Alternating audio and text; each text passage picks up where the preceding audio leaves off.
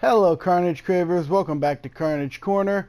Last time I had you guys on here for a 2K16 video, we were talking about making Razor Ramon. And wouldn't you know it, since then they actually put the character of Scott Hall out for DLC, so yeah, it was kind of pointless to make that character. But in either case, I wanted to talk about a different character today, show you guys how to make the human suplex machine Taz.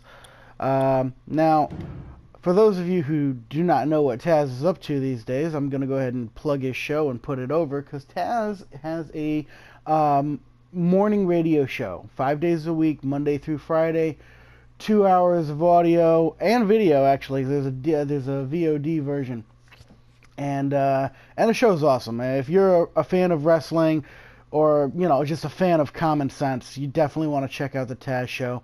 You can do it at TazShowLive.com. You can do it at Play It for the podcast version. Just don't call this show and say podcast. That'll get them hot real quick. So, in either case, I want to go ahead and go into showing you how you make Taz. Alright, so let's go in here to edit. Now, as you can see, every character you can make 2 attires for. You used to be able to do a lot more, but I can understand why they cut it down to only 2. It's just, it becomes a lot of memory otherwise.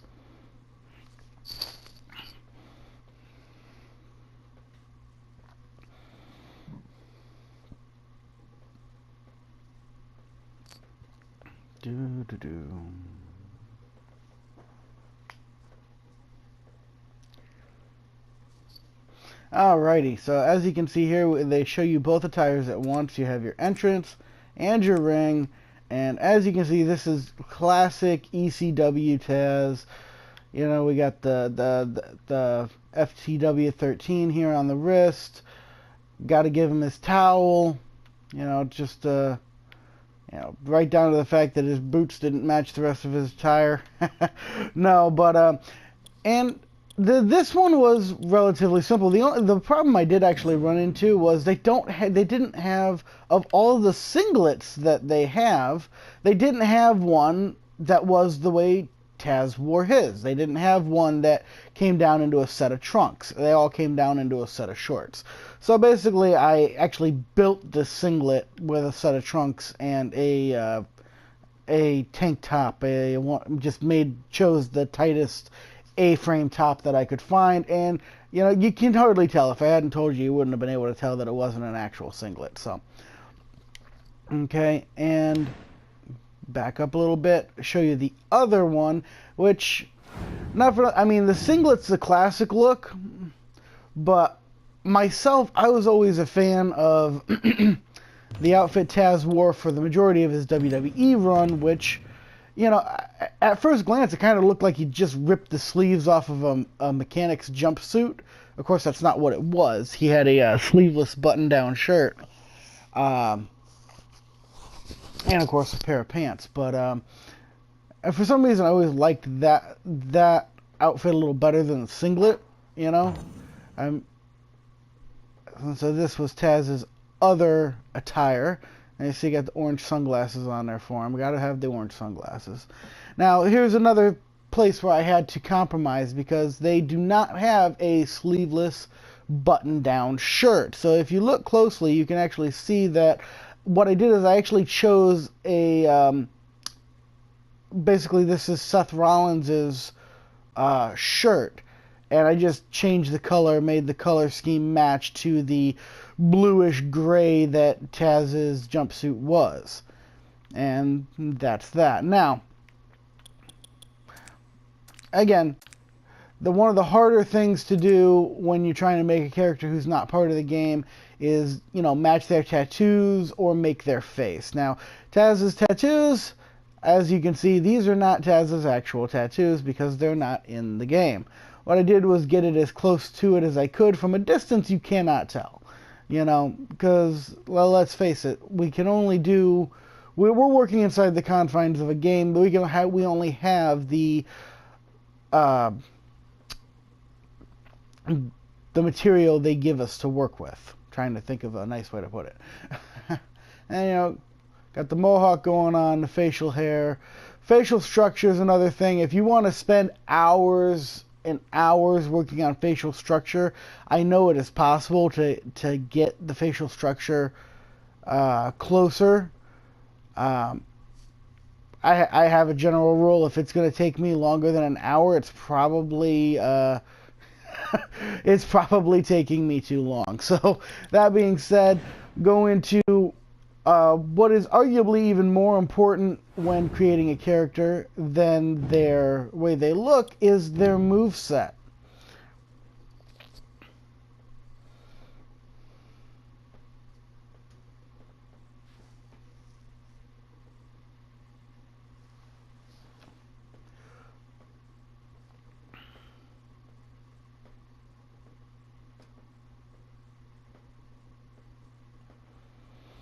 Okay, come over here into customs.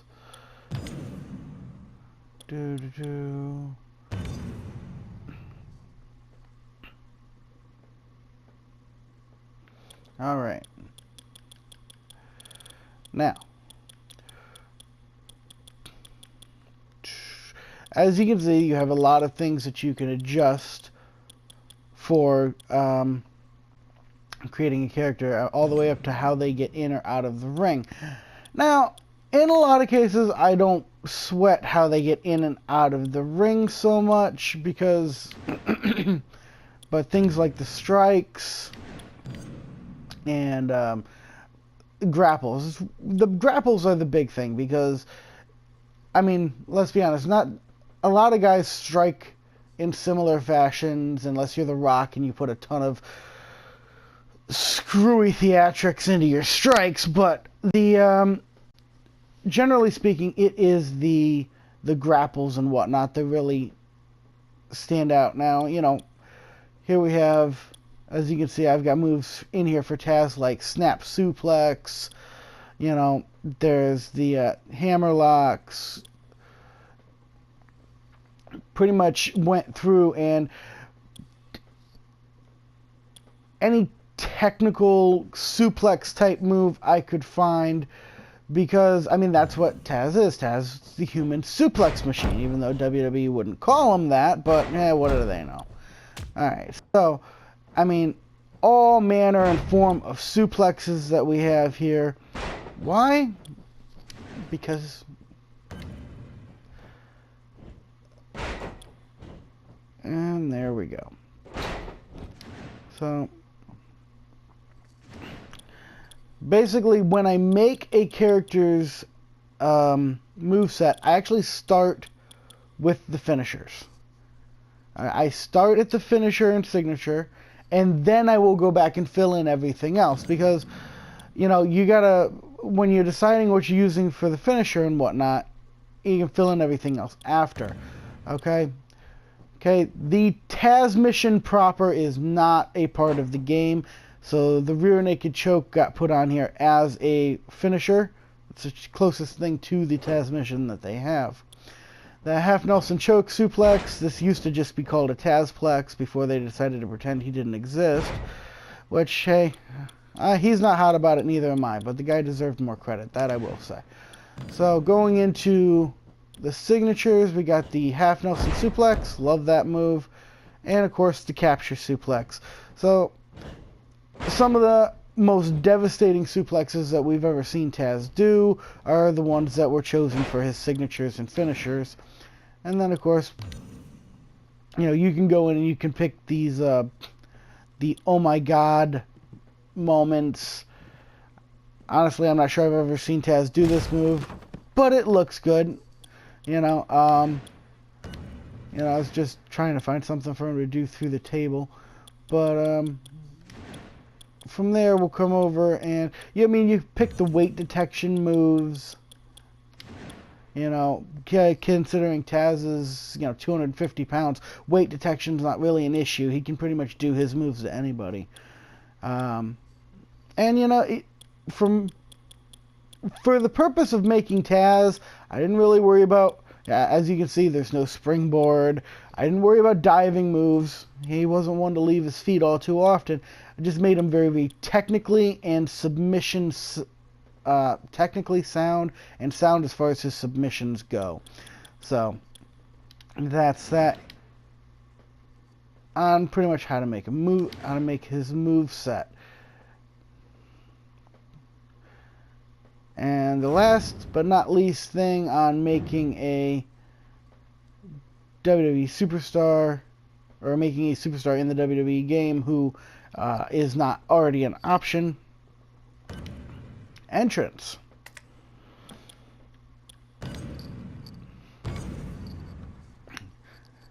It's not very often I do the advanced creation on an entrance because just, again, a lot of time.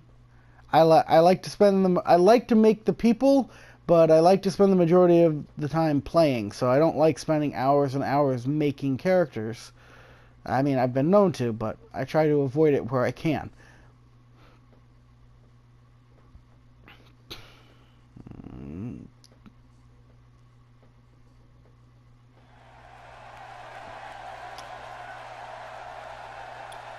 Alright. And here we have Taz's entrance.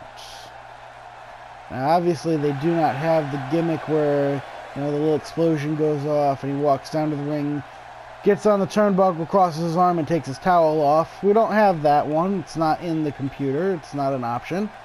So I had to find something that I felt embodied Taz as best I could.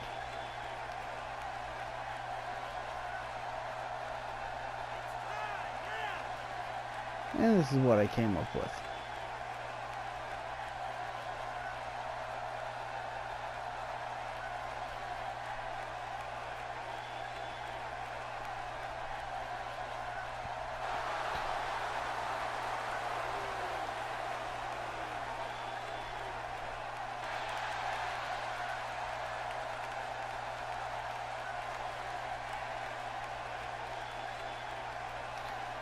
And that's that, guys. So basically, thank you for joining me. I wanted to share this with you. There'll be more videos to come on how to make different people, but you know, I wanted to go ahead, and Taz is one of the first ones I make. Whenever I get one of these games, he's always one of the first ones I make, because no game is complete without the human suplex machine.